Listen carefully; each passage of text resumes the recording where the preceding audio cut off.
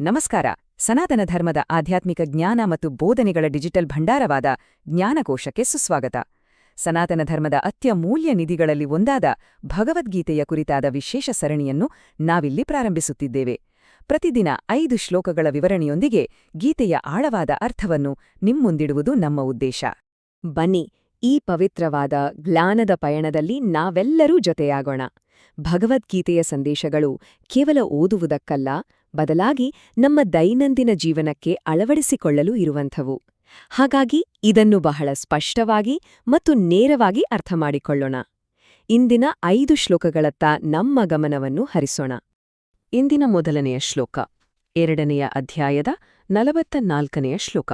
ಯಾವಾನರ್ಥ ಉದಪಾನೇನ ಸರ್ವತಃ ಸಂಪ್ಲುತೋದಕಿ ತಾವಾನ್ ಸರ್ವೇಷು ವೇದೇಷು ಬ್ರಾಹ್ಮಣಸ್ಯ ವಿಜಾನತಃ. ಇದರ ಅರ್ಥವನ್ನು ಸ್ವಲ್ಪ ಗಮನವಿಟ್ಟು ಕೇಳಿ. ಒಂದು ಸಣ್ಣ ಬಾವಿಯಿಂದ ನಮಗೆ ಏನೆಲ್ಲ ಪ್ರಯೋಜನಗಳು ಸಿಗ್ತವೆಯೋ ಅವೆಲ್ಲವೂ ಒಂದು ದೊಡ್ಡ ಜಲಾಶಯದಿಂದ ತಕ್ಷಣವೇ ಸಿಕ್ಬಿಡ್ತದೆ ಅಲ್ವಾ? ಅದೇ ರೀತಿ ವೇದಗಳ ಹಿಂದಿನ ಮೂಲ ಉದ್ದೇಶವನ್ನು ತಿಳಿದುಕೊಂಡವರಿಗೆ ಆ ವೇದಗಳ ಎಲ್ಲಾ ಉದ್ದೇಶಗಳು ಸುಲಭವಾಗಿ ಸಿದ್ಧಿಸ್ತವೆ. ಅಂದರೆ ಕೇವಲ ಬಾಹ್ಯ ಆಚರಣೆಗಳಿಗೆ ಅಂಟಿಕೊಳ್ಳದೆ ಅದರ ಹಿಂದಿನ ವಿಶಾಲವಾದ ಅರ್ಥವನ್ನು ನಾವು ಗ್ರಹಿಸಬೇಕು. ಸರಿ, ಈಗ ಇದರ ಬಗ್ಗೆ ಸ್ವಲ್ಪ ಆಳವಾಗಿ ನೋಡೋಣ. ವೇದಗಳ ನಿಜವಾದ ಉದ್ದೇಶ ಕೇವಲ ಕರ್ಮಕಾಂಡದ ಆಚರಣೆಗಳು ಅಲ್ಲ. ಆ ಆಚರಣೆಗಳು ನಮ್ಮನ್ನು ಕ್ರಮೇಣ ಆತ್ಮ ಸಾಕ್ಷಾತ್ಕಾರದ ಕಡೆಗೆ ಕೊಂಡೊಯ್ಯಲು ಇರುವ ಮೆಟ್ಟಿಲುಗಳಷ್ಟೇ. ಆದರೆ ಇದರ ಅಂತಿಮ ಗುರಿ ಏನು ಗೊತ್ತಾ? ಭಗವಾನ್ ಶ್ರೀಕೃಷ್ಣನನ್ನು ಸಂಪೂರ್ಣವಾಗಿ ತಿಳಿಯುವುದು. ಇಂದಿನ ಈ ಕಲಿಯುಗದಲ್ಲಿ ಕಠಿಣವಾದ ಆಚರಣೆಗಳು ಮತ್ತು ವೇದಾಂತದ ಅಧ್ಯಯನ ಎಲ್ಲರಿಗೂ ಸಾಧ್ಯವಾಗುವುದಿಲ್ಲ.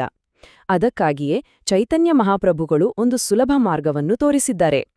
ಈ ವೇದಜ್ಞಾನದ ಅತ್ಯುನ್ನತ ಪರಿಪೂರ್ಣತೆಯೆಂದರೆ ಭಗವಂತನ ಪವಿತ್ರ ನಾಮವನ್ನು ಶ್ರದ್ಧೆಯಿಂದ ಜಪಿಸುವುದು. ಇದುವೇ ನಿಜವಾದ ಅಂತಿಮ ವೈದಿಕ ರಹಸ್ಯ.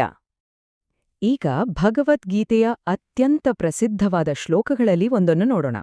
ಶ್ಲೋಕ 2:47. ಕರ್ಮಣ್ಯೇವಾಧಿಕಾರಸ್ತೆ ಮಾ ಫಲೇಷು ಕದಾಚನ ಮಾ ಕರ್ಮಫಲ ಹೇತುರ್ಭೂರ್ ಮಾತೆ ಸಂಗೋ ಸ್ವಕರ್ಮಣಿ. ಇದನ್ನು ನಾವೆಲ್ಲರೂ ಎಲ್ಲೋ ಒಂದು ಕಡೆ ಕೇಳಿಯೇ ಇರ್ತೇವೆ, ಹೌದಲ್ವಾ? ಇಲ್ಲಿ ಕೃಷ್ಣನು ಅರ್ಜುನನಿಗೆ ಬಹಳ ಸ್ಪಷ್ಟವಾಗಿ ಹೇಳ್ತಿದ್ದಾನೆ, ನಿನ್ನ ನಿಗದಿತ ಕರ್ತವ್ಯವನ್ನು ಮಾಡಲು ಮಾತ್ರ ನಿನಗೆ ಹಕ್ಕಿದೆ, ಆದರೆ ಅದರ ಫಲಗಳ ಮೇಲಲ್ಲ. ನಿನ್ನ ಕರ್ಮಗಳ ಫಲಗಳಿಗೆ ನೀನೇ ಕಾರಣ ಎಂದು ಎಂದಿಗೂ ಭಾವಿಸಬೇಡ.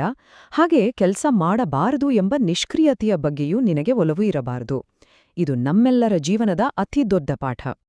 ಹಾಗಾದ್ರೆ ಸರಿಯಾದ ಕರ್ತವ್ಯ ಮತ್ತು ನಿಷ್ಕ್ರಿಯತೆಯ ನಡುವಿನ ವ್ಯತ್ಯಾಸವೇನು? ಇಲ್ಲಿ ಒಂದು ಆಸಕ್ತಿದಾಯಕವಾದ ಹೋಲಿಕೆಯಿದೆ ನೋಡಿ.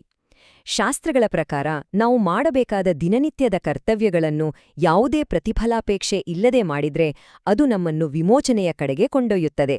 ಆದರೆ ನಮ್ಮ ಮನಸ್ಸಿಗೆ ಬಂದಂತೆ ಸ್ವಚ್ಛಂದವಾಗಿ ಮಾಡುವ ಕೆಲಸಗಳು ನಮ್ಮನ್ನು ಈ ಭೌತಿಕ ಬಂಧನಕ್ಕೆ ಸಿಲುಕಿಸುತ್ತವೆ.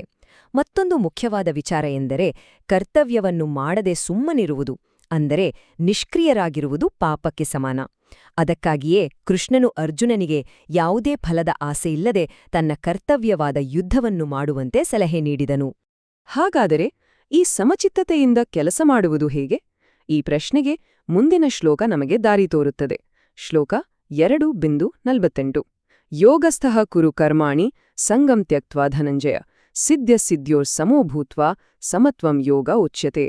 ಹೇ ಧನಂಜಯ, ಯಶಸ್ಸು ಅಥವಾ ವೈಫಲ್ಯದ ಮೇಲಿನ ಎಲ್ಲ ಆಸಕ್ತಿಯನ್ನು ತ್ಯಜಿಸಿ ಸಮಚಿತ್ತದಿಂದ ನಿನ್ನ ಕರ್ತವ್ಯವನ್ನು ನಿರ್ವಹಿಸು. ಅಂತಹ ಸಮಚಿತ್ತತೆಯನ್ನೇ ಯೋಗ ಎಂದು ಕರೆಯಲಾಗುತ್ತದೆ. ಅಂದ್ರೆ ನಮಗೆ ಜಯ ಸಿಗಲಿ ಅಥವಾ ಅಪಜಯ ಸಿಗಲಿ, ಎರಡನ್ನೂ ಒಂದೇ ಸಮನಾಗಿ ಸ್ವೀಕರಿಸುವ ಮನಸ್ಥಿತಿಯನ್ನು ನಾವು ಬೆಳೆಸಿಕೊಳ್ಳುವುದು ಅತ್ಯಗತ್ಯ. ಈಗ ನಾವು ಗಮನಿಸಬೇಕಾದ ಒಂದು ಕುತೂಹಲಕಾರಿ ವಿಚಾರವೆಂದರೆ ಯೋಗದ ವ್ಯಾಖ್ಯಾನ.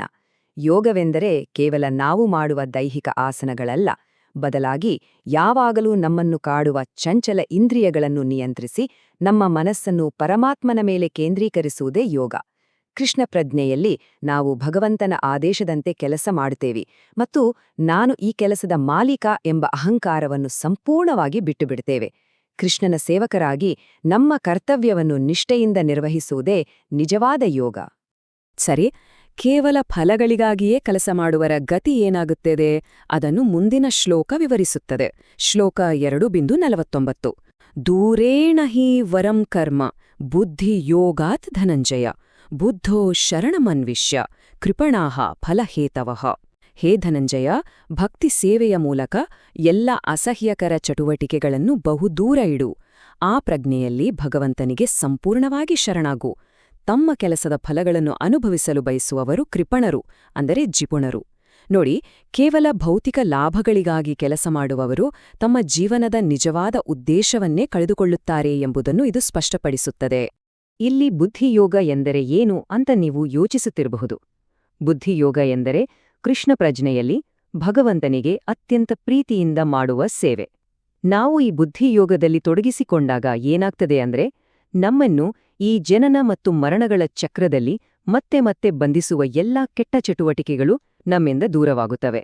ಜಿಪುಣರು ತಮ್ಮ ಸಂಪತ್ತನ್ನು ಹೇಗೆ ಸರಿಯಾಗಿ ಬಳಸಬೇಕೆಂದು ತಿಳಿಯದಂತೆ, ದುರದೃಷ್ಟವಂತರು ತಮ್ಮ ಶಕ್ತಿಯನ್ನು ಭಗವಂತನ ಸೇವೆಗೆ ಬಳಸುವುದಿಲ್ಲ. ಆದರೆ ನಮ್ಮ ಅದೇ ಶಕ್ತಿಯನ್ನು ಕೃಷ್ಣ ಪ್ರಜ್ಞೆಯಲ್ಲಿ ಬಳಸಿದ್ರೆ ನಮ್ಮ ಜೀವನ ಖಂಡಿತವಾಗಿಯೂ ಸಾರ್ಥಕವಾಗುತ್ತದೆ. ಈ ಬುದ್ಧಿಯೋಗದ ಮೂಲಕ ನಾವು ಹೇಗೆ ಮುಕ್ತರಾಗಬಹುದು ಎಂಬುದನ್ನು ಕೃಷ್ಣನು ಮತ್ತಷ್ಟು ವಿವರವಾಗಿ ತಿಳಿಸುತ್ತಾನೆ. ಶ್ಲೋಕ 2:50 ಬುದ್ಧಿಯುಕ್ತೋ ಜಹಾತೀಹ ಉಭೇ ಸುಕೃತ ದುಷ್ಕೃತೆ ತಸ್ಮಾದ್ ಯೋಗಾಯ ಯುಜ್ಯಸ್ವ ಯೋಗಃ ಕರ್ಮಸು ಕೌಶಲಂ. ಇದರ ಅರ್ಥ ಬಹಳ ಸುಂದರವಾಗಿದೆ. ಭಕ್ತಿ ಸೇವೆಯಲ್ಲಿ ತೊಡಗಿರುವ ಮನುಷ್ಯನು ಈ ಜೀವನದಲ್ಲಿಯೇ ಒಳ್ಳೆಯ ಮತ್ತು ಕೆಟ್ಟ ಪ್ರತಿಕ್ರಿಯೆಗಳೆರಡರಿಂದಲೂ ಮುಕ್ತನಾಗುತ್ತಾನೆ. ಆದ್ದರಿಂದ ಯೋಗಕ್ಕಾಗಿ ಶ್ರಮಿಸು, ಇದು ಎಲ್ಲಾ ಕೆಲಸಗಳ ಕಲೆ.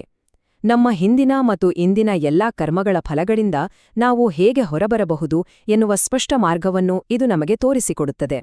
ಹಾಗಾಗಿ ಇಲ್ಲಿನ ಅತ್ಯಂತ ಪ್ರಮುಖವಾದ ಅಂಶವೆಂದರೆ, ಯೋಗವು ನಾವು ಮಾಡುವ ಪ್ರತಿಯೊಂದು ಕೆಲಸದ ಅತ್ಯುತ್ತಮ ಕಲೆಯಾಗಿದೆ.